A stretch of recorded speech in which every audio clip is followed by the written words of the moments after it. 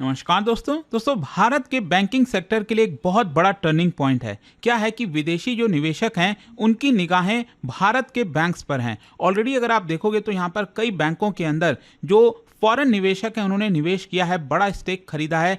और भी बहुत सारे प्राइवेट बैंक्स, कई पब्लिक सेक्टर बैंक्स, यहाँ पर फॉरेन इन्वेस्टमेंट आने वाला है। ये आप देख सकते हो खबर, Indian banking sector sees wave of foreign investment. इसको थोड़ा सा हम डिटेल में समझेंगे कि हो क्या रहा है, क्या ये भारतीय अर्थव्यवस्था के लिए सही है, ठीक है, खराब है, रिस्क क्या है इसके अंदर, वो सब कुछ मैं आपको डिटेल से बताऊंगा। चलिए आगे बढ़ते हैं। पहले आप सबको बता दूं, देखिए स्टडी आईक्यू ने डिसाइड किया है दिवाली एक्सटेंडेड सेल का, जहां पर 31 अक्टूबर तक एक्स्ट्रा डिस्काउंट हमारे सभी कोर्सेज पर आपको मिलेंगे। मतलब आपको यूज करना है ये कोड अंकित लाइव, लिंक कमेंट सेक्शन में दिया हुआ है मैक्सिमम डिस्काउंट के लिए। और ये जो बैचेस हैं, चाहे 2027 का हो, 28 का हो, कोई भी साल का आप ले सकते हैं। और ये फोन नंबर है, आप इस पर कॉल करिए, मेरी टीम जो है आपको अच्छे से गाइड कर देगी।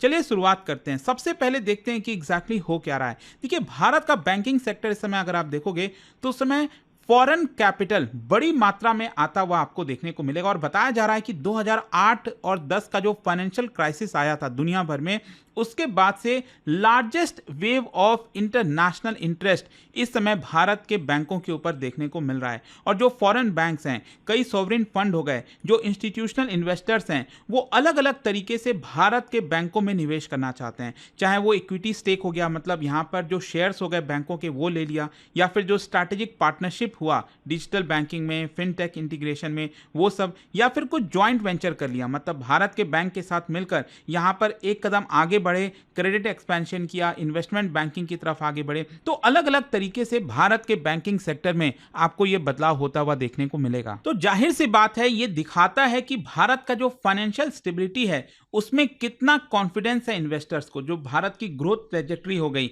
जो रेगुलेटरी मैच्योरिटी है, आरबीआई के द्वारा जो चीजें देखी जा रही हैं, इसकी वजह से कहीं ना कहीं लगता है कि विदेशी निवेशकों का काफी भरोसा हो रहा है भारत के बैंकों के ऊपर। अब मैं आपको कुछ इंपॉर्टेंट डेवलपमेंट बताता हूं कि बेसिकली क्यों ऐसा कहा जा रहा है कि विदेशी निवेशक भारत के बैंकों में इंटरेस्ट दिखा रहे हैं। 3-4 इंपॉर्टेंट डेवलपमेंट है। सबसे पहला, अभी रिसेंटली एमिरेट्स, एनबीडी और जो आरबीएल बैंक का डील है उसकी काफी चर्चा हो रही है। क्या है कि जो दुबई की लार्जेस्ट बैंक है एनबीडी, एमिरेट्स एनबीडी, वो प्लान कर रही है 25% stake in RBL bank. Bharat का जो आरबीएल बैंक है उसमें वो इक्विटी अलॉटमेंट के थ्रू यहां पर 25% स्टेक लेने जा रही है, जिसका बताया जा रहा है 4 से 5 हजार करोड़ की वैल्यू होगी, मतलब इन्वेस्टमेंट होगा। ये लगभग $600 मिलियन के आसपास आप कह सकते हैं। ये इतना मायने क्यों रखता है? क्योंकि ये पहला बार ऐसा होगा कि जो मिडिल ईस्टर्न इन्वेस्टमेंट है इतना मेजर तरीके से भारत के किसी प्राइवेट सेक्टर बैंक में आता हुआ देखने को मिलेगा। यहां पर जो आरबीएल है उसको भी क्रूशियल कैपिटल मिलेगा, आरबीएल बैंक को भी कैपिटल की आवश्यकता है, तो वो यहां पर उनको मिल जाएगा। और साथ ही साथ भारत और यूएई का जो फाइनेंशियल कॉर्पोरेशन है, सीईपीए के तहत, आप सब जानते हैं कि एग्रीमेंट हुआ है, कॉम्प्रिहेंसिव इकोनॉमिक पार्टनरशिप एग्रीमेंट, तो उसी के तहत और ज्यादा ये मजबूत होने वाला है। दूसरा यहां पर जो डील हुआ वो है आपका एसएमबीसी और यस बैंक के बीच में। क्या है कि 20% इक्विटी इनिशियली यहां पर एसएमबीसी में आपको बता दूं, ये बेसिकली सुमिटोमो मित्सु बैंकिंग कॉर्पोरेशन है जापान का, तो उन्होंने इनिशियली 20% स्टेक यस बैंक में लिया और अब बताया जा रहा है कि और 4.2% स्टेक लिया जा रहा है। तो लगभग $1.5 बिलियन का ये डील बताया जा रहा है, 12,000 करोड़ का। एंड ये largest cross border banking transaction आपको देखने को मिलेगा भारत के अंदर। इसकी वजह से जापान का ये जो बैंक है उसको भी स्ट्रॉन्ग फुटहोल्ड मिल जाएगा भारत के रिटेल और कॉर्पोरेट लेंडिंग स्पेस में। और साथ ही साथ यस बैंक, आप सब जानते हैं 2020 में डूबने के कगार पर आ गया था, तो उसके बाद से ये रिकवरी मूड में है, तो उसको भी एक बड़ा पुश मिलेगा। और इसकी वजह से दिखाता है कि कैसे जापान जो है वो साउथ एशियन फाइनेंशियल मार्केट के अंदर एक अपना एंट्री लेना चाहता है बड़े स्तर पर। जैसे चाइना का जो इन्फ्लुएंस है जैसे जैसे कम हो रहा है, जापान उसका स्पेस कवर करना चाहता है। फिर तीसरा मैं आपको बता दूं, गवर्नमेंट की तरफ से काफी डेवलपमेंट हो रहा है। बताया जा रहा है कि जो फाइनेंस मिनिस्ट्री है वो इवैल्यूएट कर रही है कि हमारे देश के जो पब्लिक सेक्टर बैंक्स हैं, जी हां, एसबीआई, पीएनबी, जितने भी पब्लिक सेक्टर बैंक्स हैं, वहां पर फॉरेन इन्वेस्टमेंट के ऊपर अभी तक कैप लगा हुआ था कि 20% से ज्यादा फॉरेन इन्वेस्टमेंट नहीं हो सकता, उसको बढ़ाकर 49% की बात चल रही है। आप देख सकते हो ये खबर आई है, इंडिया में raise foreign investment limit in PSU banks. तो आरबीआई का स्टैंस बेसिकली यहां पर यह है कि एक प्रकार से जो stable long term foreign capital है जो भारत में आना चाहता है, उसमें अपना स्टैंड थोड़ा सा सॉफ्ट किया जाए, उसको रिजिड ना किया जाए। यहाँ पर जो स्ट्रैटेजिक इन्वेस्टमेंट है जिससे भारत को फायदा हो सकता है, उसको अलाउ किया जाए। और साथ ही साथ एक प्राइवेटाइजेशन का भी मोमेंटम आपको देखने को मिलेगा। अभी क्या है, लंबे समय से बात हो रही थी आईडीबीआई का, जो आईडीबीआई बैंक जो है उसका स्टेक सेल करने के लिए, तो मोस्ट प्रॉब्ली बोला जा रहा है कि इस फाइनेंशियल ईयर में ये बेचा जाएगा। और गवर्नमेंट की कोशिश यही कि और ज्यादा जो ग्लोबल इन्वेस्टर्स हैं बाकी के पब्लिक सेक्टर बैंकों में, वो यहां पर लाए जाएं। फिर इसके अलावा मैं आपको यह भी बता दूं कि जो सॉवरेन फंड्स हैं, जैसे Abu Dhabi investment authority, Qatar investment authority, उन्होंने भी अपना इंटरेस्ट एक्सप्रेस किया है भारत के एनबीएफसीज में, जो नॉन बैंकिंग फाइनेंशियल कॉर्पोरेशन है। कई जो ग्लोबल प्राइवेट इक्विटी फर्म्स हैं, जैसे ब्लैकस्टोन आपने सुना होगा, तो वो भी यहां पर चाहते हैं कि भारत के उन बैंकों में यहां पर स्टेक लें जहां पर डिस्ट्रेस चल रहा है, थोड़े बहुत इश्यूज चल रहे हैं, तो उनको कैपिटल की जरूरत है, तो वो यहां पर कैपिटल मिल जाएगा और इनको भी अच्छा खासा स्टेक मिल जाएगा। तो ये रिसेंट डेवलपमेंट हुआ है। अच्छा, जो फॉरेन इन्वेस्टर्स हैं वो भारत के अंदर क्यों आना चाह रहे हैं, एक बड़ा सवाल है। देखो, भारत का बैंकिंग रिकवरी काफी रोबस्ट है इस समय। क्या है कि आप सब जानते हैं, 10 साल पहले आप देखिए, 10 क्या आप 6-7 साल पहले भी अगर आप देखोगे, तो जो नॉन परफॉर्मिंग एसेट था ये डबल डिजिट में चला गया था, 11%, 12% चला गया था, जो कि अब यहां पर डिक्लाइन हो गया, लगभग 3% के आसपास देखने को मिल रहा है, जो ग्रॉस एनपी हम कहते हैं। इसके अलावा क्रेडिट ग्रोथ जो है हर साल 14% बढ़ रहा है। यहां पर रिटेल और एमएसएमई में बड़े स्तर पर लैंडिंग हो रही है। डिजिटल इंफ्रास्ट्रक्चर ऑलरेडी काफी अच्छा है भारत का, UPI, account aggregators, open credit enable network हो गया, जिसकी वजह से यहां पर डेटा ड्रिवन तरीके से क्रेडिट दिया जा रहा है। तो ये जो रिकवरी है ना, उस पर फॉरेन निवेशकों का कॉन्फिडेंस आ रहा है। दूसरा, हमारा मैक्रो इकोनॉमिक स्ट्रेंथ, सब जानते हैं जीडीपी ग्रोथ में भारत सबसे आगे है इस समय। इसके अलावा इन्फ्लेशन भी कम है, जो हमारा पास फॉरेक्स रिजर्व है, वो ये सब चीजें फॉरेन निवेशकों को स्टेबिलिटी देती हैं, कॉन्फिडेंस देती हैं। और एक फेवरेबल डेमोग्राफी भी है, हमारे यहाँ पे यंग पॉपुलेशन है जो क्रेडिट चाहती है, पैसा चाहती है। तो प्रॉफिटेबिलिटी के टर्म में देश के अंदर बैंक्स काफी अच्छा काम कर सकते हैं। इसके अलावा रेगुलेटरी कॉन्फिडेंस, क्या है कि किसी भी देश में अगर रेगुलेटर अच्छा है, जैसे आरबीआई हमारे देश के अंदर, तो उसके ऊपर भी दुनिया भर के निवेशकों का आपको कॉन्फिडेंस देखने को मिला था। बेस्ट गवर्नर का अवार्ड दिया गया था शक्तिकांता दास, आप सब जानते हैं, पिछले साल।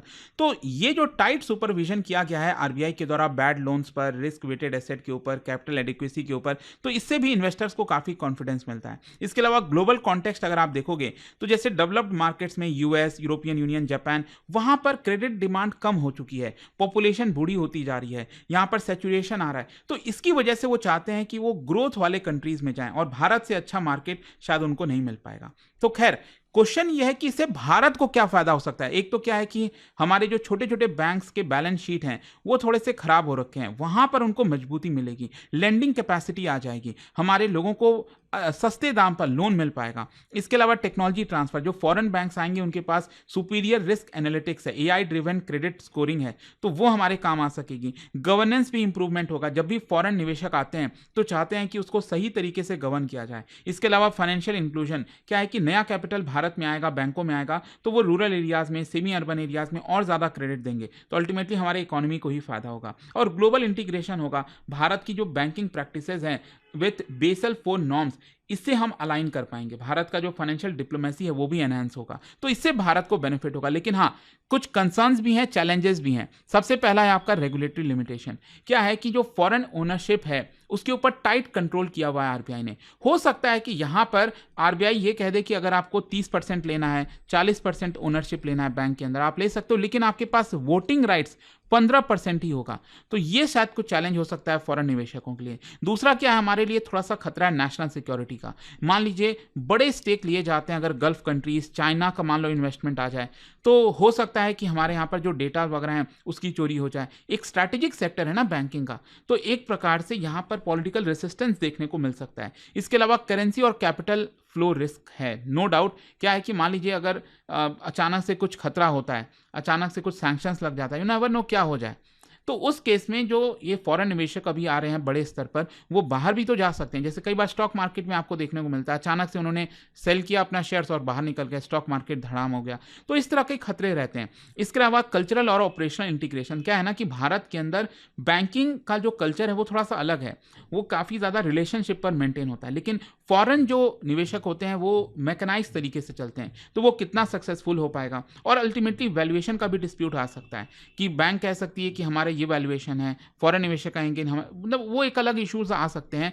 खैर, क्वेश्चन अब यहाँ पर यह है कि इसका फ्यूचर आउटलुक क्या है। सबसे पहले तो आरबीआई को बैलेंसिंग करना होगा, मतलब आरबीआई को यहाँ पर प्रॉपर नॉर्म्स लाने होंगे ताकि स्पेकुलेटिव स्टेक यहाँ पर ना बेचा जाए। मतलब कोई भी फॉरेन निवेशक अचानक से यहाँ पर किसी बैंक का शेयर्स ले रहा है और फिर अचानक से बेचकर चला जाए, ऐसा नहीं होना चाहिए। यहाँ पर जो फॉरेन ओनरशिप है उसके ऊपर कैप भी लगाया जा सकता है, कुछ सेलेक्टिव तरीके से यहाँ पर उनको अलाउ किया जा सकता है कि इस बैंक में आप ले सकते हो, स्टेक लेना है तो। टेक्नोलॉजी शेयरिंग एग्रीमेंट को एनकरेज किया जा सकता है rather than full take over. फिर इसके अलावा गवर्नमेंट भी रिफॉर्म एजेंडा ला रही है। जो फाइनेंस मिनिस्ट्री है उसको लगता है कि फॉरेन कैपिटल आने से जो हमारे पब्लिक सेक्टर बैंक्स हैं जिसकी हालत आज भी कोई बहुत अच्छी नहीं है, तो वहां पर मॉडर्नाइजेशन आ सकता है। जो विजन है 2047 बैंकिंग रिफॉर्म्स का कि हमारे देश के जो कुछ बैंक्स हैं वो टॉप 5, टॉप 10 में आने चाहिए, अभी कोई भी आपको देखने को नहीं मिलेगा।